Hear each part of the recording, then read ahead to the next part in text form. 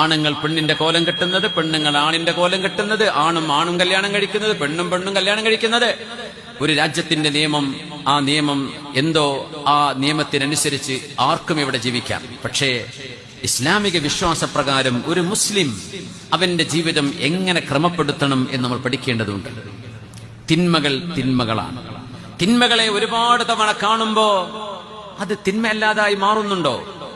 എത്ര നിസ്സാരമായിട്ടാണ് guys and lesbians എന്ന് പറയുന്ന ലിവാച്ച് നടത്തുന്ന ആളുകൾ, അല്ലെങ്കിൽ പുരുഷന്മാരെ കല്യാണം കഴിക്കുന്നത്, പെണ്ണുങ്ങൾ പെണ്ണുങ്ങളെ കല്യാണം കഴിക്കുന്നത്.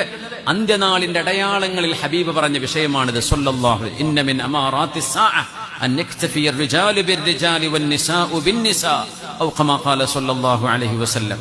അന്ത്യനാളിന്റെ അടയാളങ്ങളിൽ വിവാഹം വേണ്ടെന്ന മനുഷ്യൻ പറയുകയും ഒരു പുരുഷൻ എനിക്കൊരു പുരുഷനെ മതിയെന്നും ഒരു പെണ്ണെനിക്കൊരു പെണ്ണിനെ മതിയെന്നും പറയുന്ന ഒരു കാലം അന്ത്യനാളിനോട് ചേർന്ന് നിൽക്കുമ്പോൾ മനുഷ്യരാശി കാണേണ്ടി വരുമെന്ന് മഹാനായ റസൂലുള്ളാഹി സ്വല്ലല്ലാഹു അലൈഹി വസല്ലം.